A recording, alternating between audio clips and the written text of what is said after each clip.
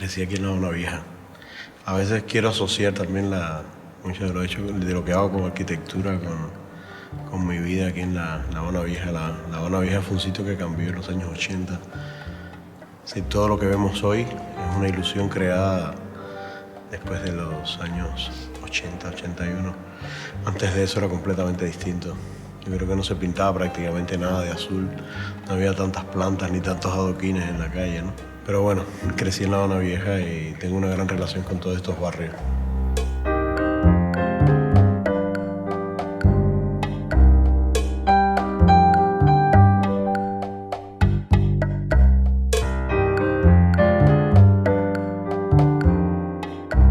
Pienso que en una obra hay un poco todas las vivencias de uno, ¿no? Cuando yo comencé a interesarme por la ciudad, realmente me empecé a interesar por la fotografía. No habiendo estudiado arte, tenía un gran déficit como formación en la pintura, en el dibujo, y encontré la fotografía como un sustituto cuando finalmente llegué a entrar en el Instituto Superior de Arte muchos años más tarde, ¿no?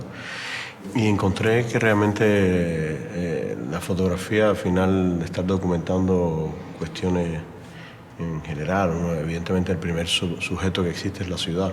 Y una serie de obras que hice que fui perfilando primero de una fotografía un poco más reporteril hasta encontrarme con intereses, digamos, conceptuales o intereses objetuales del espacio urbano que me fueron metiendo mucho en esa relación entre la escritura, la imagen, y realmente me interesé mucho en ello, ¿no? Cómo realmente funcionaban estos dos elementos de representación en una obra, ¿no? Cosas que en una obra como esta todavía está presente, ¿no?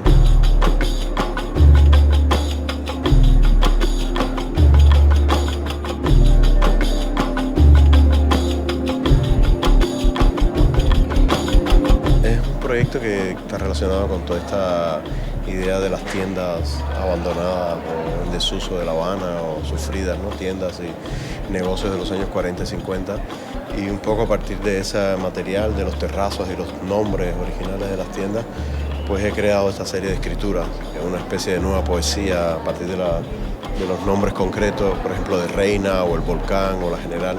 Pues creo esta escritura y estos nuevos pisos, ¿no? Estos nuevos terrazos.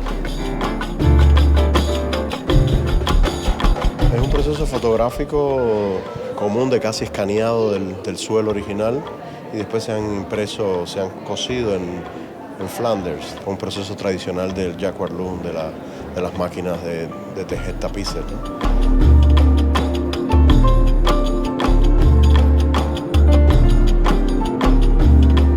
También he tratado de poner un poco de mi parte, como una persona de hoy que está mirando críticamente la sociedad, que está mirando críticamente la ciudad, que está tratando de exprimir un contenido de hoy. Yo no tengo para nada una mirada nostálgica. Yo pienso que esas miradas nostálgicas son bastante tristes, incluso de una ciudad o de un país como Cuba, que todavía te encuentras no sé cuántos videoclips y no sé cuántas discusiones sobre la base de unas tradiciones de la salsa, ¿sabes? De la mulata, de la ciudad vieja. Me parece muy ridículo por muchos de sus aspectos, ¿no? Me parece muy importante para la sociedad cubana y para el arte contemporáneo ponerse en su posición de un gesto contemporáneo. Es decir, hay que resolver un montón de problemas de hoy. Evidentemente una obra como esta tiene un aspecto y una mirada sobre los años 40 y los años 50, sobre unos temas de la tradición, de la tipografía, la tradición del terrazo, un artesanado que existió en Cuba. Por eso yo pienso que es una anécdota paralela a una serie de discusiones textuales sobre la sociedad contemporánea, sobre la falta de fe en muchas cosas, sobre la falta de futuro, la falta de pasado, precisamente la necesidad de un presente fuerte, la necesidad de discusiones políticas y sociales un poco más duras, ¿no?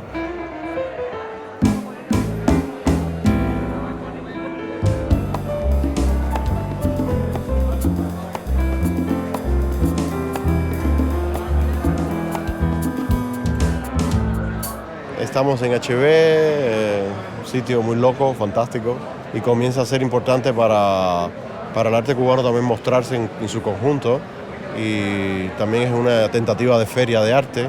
Comienza a ser una cita interesante e importante para, digamos, como una exposición paralela a la Bienal de La Habana, ¿no?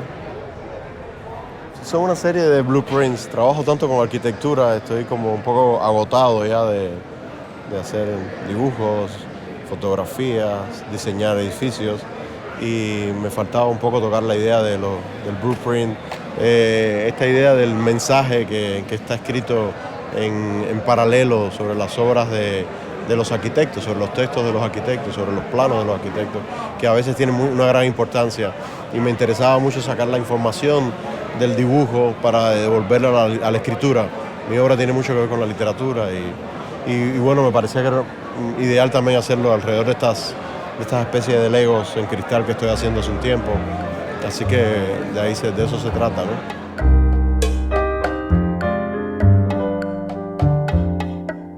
Yo pienso que nosotros siempre tenemos que estar negociando el cliché de qué cosas somos, ¿no? Y cómo negociar tu presencia como artista sin sencillamente ser un artista del trópico solamente, que todo el mundo viene a ver por una razón. No sé si vendrán buscando gente con guayabera y con tabaco, no tengo idea, ¿no? Pero realmente no solo le pasa a los cubanos, le pasa a los africanos, le pasa a un brasilero, tal vez le pase menos, pero hoy día le pasa a los artistas de Europa del Este, que todo el tiempo tienes que estar como posicionándote desde tu obra. Es decir, uno tiene que evitar el cliché absoluto dentro de su propio trabajo. Mi obra tiene una base conceptual y tiene una base en la palabra y en discusiones sobre urbanismo y cuestiones que son tan amplias que cuando veo a alguien tratando de remitirla solamente a las circunstancias de La Habana, me parece que es triste no solo para mí, pero mucho más para los espectadores y la crítica que se acerca así, porque no logran entender la mitad de las cosas, ¿no? Por eso yo pienso que es importante que los artistas entiendan muy bien las circunstancias en las que quieren trabajar, lo que quieren decir, lo que están haciendo, más allá de los clichés, porque de todos modos el arte y el arte en general o la construcción de un objeto artístico no pasa para nada en el mundo del entretenimiento. Esto es un mundo de discusiones de cosas más complejas, de cuestiones culturales, educativas, políticas, existenciales, que no tienen nada que ver con ser de Cuba o ser de China o ser de Nueva York.